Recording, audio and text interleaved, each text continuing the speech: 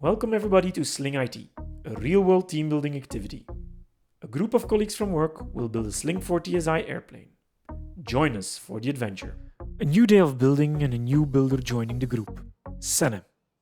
Day 3 of the build. It's the... Well, I have to check actually which date it is. Saturday, it's Saturday for sure.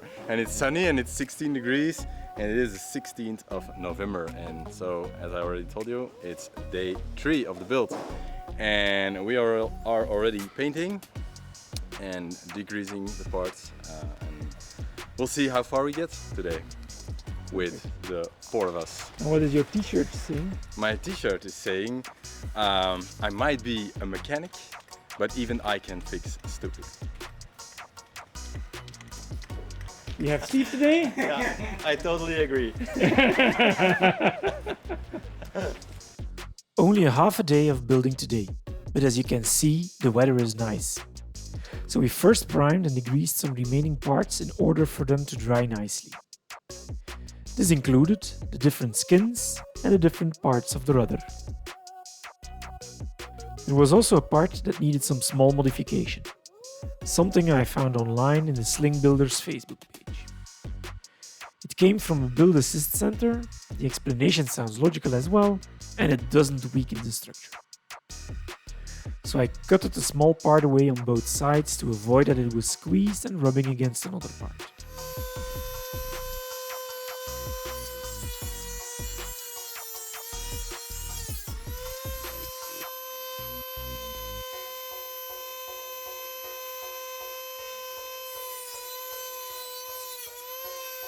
Finally, time to put something together. The process is fairly simple. Using clicos and clico pliers, you put some parts temporarily together. You check, you double check, and then you rivet the parts together and replace the clicos by these rivets. Sometimes the rivet does not fit into the hole and you have to ream the hole a bit with a drill bit. And then you repeat the process over and over, each time adding extra parts to the previous structure. This was new to all of us, so we took some extra time to put the first parts together. All 5 of us also did every action, so we all learned the tools and the process.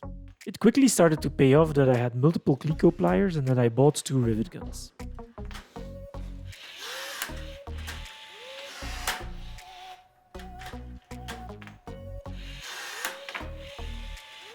Just show how Senne and Steve and Tim and Dan are busy aligning everything and clicoing everything together. Do you like it, guys? Yes. Yep. Yes. That's good. Now we see something. Now they see something, so now they know why we are doing this. Once the whole rib structure for the horizontal stabilizer was riveted, we had to put in some wires, edge protection and grommets or snap bushings. This actually took a bit longer than we expected, but it was the first time. Everything in place that should be in place, so time to close the thing down by putting on our first skin. We received an older revision of these skins from the factory. One they told me was susceptible for wrinkles unless you pay enough attention. However, I never received an answer from the factory to my question what that extra attention should be. Luckily, building an airplane is like building software, meaning that reuse is helpful. Besides the build manual, there is a lot of information you can find on the internet. For example, building blocks of TSI builders that are already busy for some time, YouTube movies, Facebook pages. Some people had wrinkles in skins on other parts, and the tip seems to be more clicos. So we decided to put clicos in each and every hole in the skin to be sure things fitted nicely before riveting.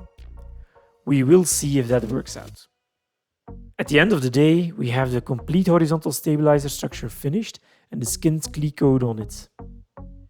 Tomorrow we will finish our first part completely, and we now have the knowledge to assemble the next parts more efficiently.